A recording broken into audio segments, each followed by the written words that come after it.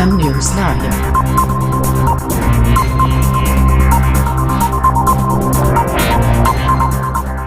थाना प्रभारी के अमानवीय व्यवहार से आहत डिप्टी कमांडेंट ने की आत्महत्या।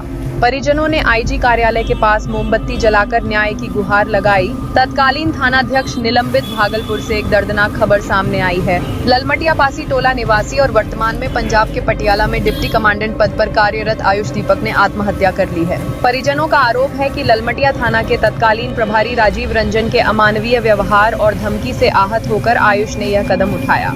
जानकारी के अनुसार कुछ दिन पहले आयुष की बहन नेहा अपनी मां के साथ ललमटिया पासी टोला आई हुई थी। इसी दौरान थाना प्रभारी राजीव रंजन ने इलाके में शराब बिक्री के आरोप में छापेमारी की। नेहा ने पुलिस से कहा कि कार्रवाई केवल उन पर होनी चाहिए जो वाकई शराब बिक्री में लिप्त हैं। निर्दोषों को परेशान न किया जाए। आरोप है कि यह बात सुनकर थाना प्रभारी भड़क गए और नेहा को धमकाते हुए कहा, बहुत नेता बनती हो, जेल भेज देंगे। इसके बाद पुलिसकर्मियों ने नेहा को बाल पकड़कर घसीटा और झूठे मुकदमे में फंसाकर जेल भेज दिया। जब यह खबर पंजाब के पटियाला में कार्यरत आयुष दीपक तक पहुंची तो वह मानसिक रूप से टूट गए। अपने सुसाइड नोट में आयुष ने लिखा कि उनकी बहन के साथ पुलिस द्वारा की गई ज्यादती और अपमान ने उन्हें अंदर से तोड़ दिया, इसलिए उन्होंने यह कदम उठाया। इस घटना के बाद परिवार शोक और आक्रोश में डूब गया। आयुष की बहन नेहा और परिजनों ने भागलपुर आईजी कार्यालय के पास मोमबत्ती जलाकर विरोध प्रदर्शन किया और दोषी थाना प्रभारी राजीव रंजन के खिलाफ सख्त कार्रवाई की मांग की। परिजनों ने कहा, हमारे भाई ने न्याय की उम्मीद में जान दी है। अगर दोषियों को सजा नहीं मिली तो यह अन्याय हर घर में दस्तक देगा। मामले की गंभीरता को देखते हुए भागलपुर रेंज के आईजी विवेक कुमार ने तत्कालीन थानाध्यक्ष राजीव रंजन को निलंबित कर दिया है और मामले की जांच का जिम्मा वरीय पुलिस अधीक्षक एसएसपी को सौंपा गया है। आईजी विवेक कुमार ने कहा, मामले की जांच पूरी गंभीरता से की जा रही है। जो भी विधि सम्मत कार्रवाई होगी वह निश्चित रूप से की जाएगी। इस पूरे घटनाक्रम ने पुलिस की कार्य प्रणाली पर गंभीर सवाल खड़े कर दिए हैं। एक अधिकारी का जीवन समाप्त होना केवल व्यक्तिगत त्रासदी नहीं बल्कि व्यवस्था की विफलता की गूंज है। हम लोग चाहते हैं कि हमारी बात सरकार तक पहुंचे, पुलिस डिपार्टमेंट तक पहुंचे कि इसमें एसएचओ अकेले जिम्मेदार नहीं है। इसके लिए डीएसपी राकेश कुमार, एसएसपी साहब मिले हुए थे। सब तीनों ने मिलकर मेरी बहन के साथ गलत किया।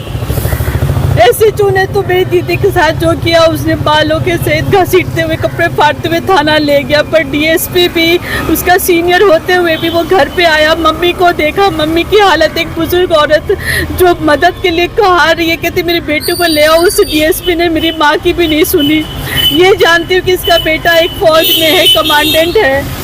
और फिर वो डीएसपी थाना भी गया। थाना में दीदी ने गुहार लगाई कि ये देखिए मेरा क्या हाल किया उसने। डीएसपी ने वो भी नहीं सुना उसका।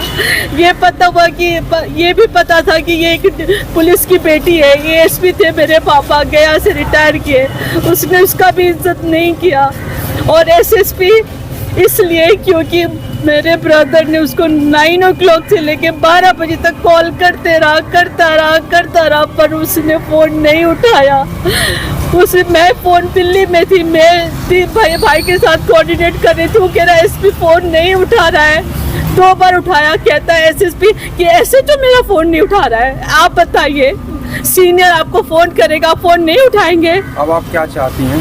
मैं चाहती हूँ कि इस पे, ये तीनों पे सख्त से सख्त कार्रवाई हो। मैं इसलिए आईजी के ऑफिस के पास हूँ। यहाँ पे भी सुनवाई नहीं होगी तो मैं डीजीपी के पास पटना जाऊँगी। वहाँ पे नहीं होगा तो होम मिनिस्टर के पास जाऊँगी।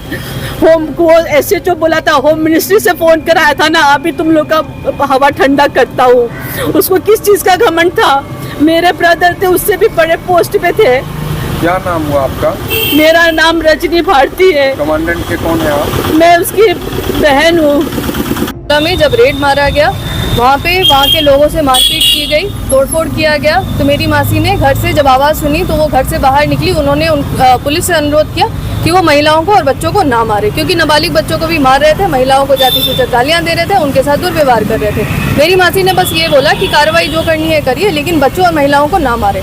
तो इस पे इन लोगों ने बोला कि आप नेता मत बनो, आप अंदर जाओ, और नहीं तो हम आपको भी सिखा देंगे क्या होता है। उन लोगों को उठा करके वो वैन में लेकर के गए। आधे घंटे 40 मिनट बाद वो आए हैं वापस मेरे नानी घर का दरवाजा पीटते हुए, गालियां देते हुए, शोर मचाते हुए उनको बाहर निकलवाया है।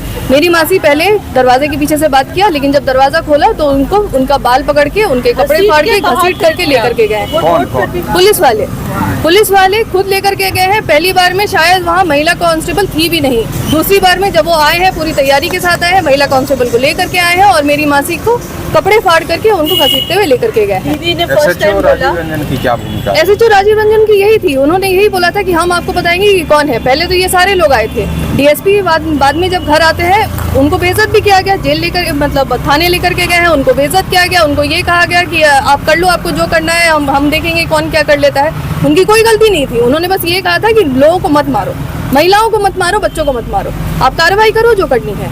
और उस दिन क्योंकि अगर कोई गलती होती तो माना जाता, लेकिन जब ज्योति भारती की कोई गलती नहीं थी और उसके बाद भी उनको इतनी बेइज्जती से लेकर के गए हैं, तो जब उनके पास फोन आया है, उन्होंने कोई फोन नहीं उठाया। अगले दिन डरा धमका करके, मारपीट करके उनसे FIR पे साइन करवा लिया है।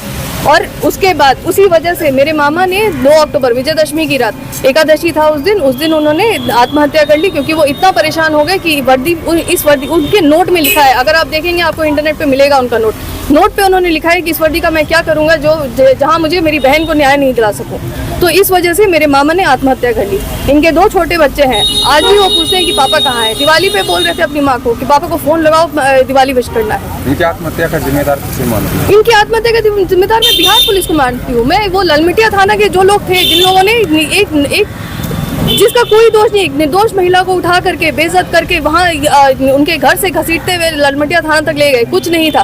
और उन पे गलत धाराएं लगाई, ये कहा गया कि आप दंगा फैला रहे हो, जो कि मतलब उसकी शादी इसमें जो प्राथमिकी वहाँ पर अंकित हुई है, उसमें जिनको अभियुक्त बनाया गया वो भी तत्काल बांका में पदस्थापित तो निलंबित किया गया था।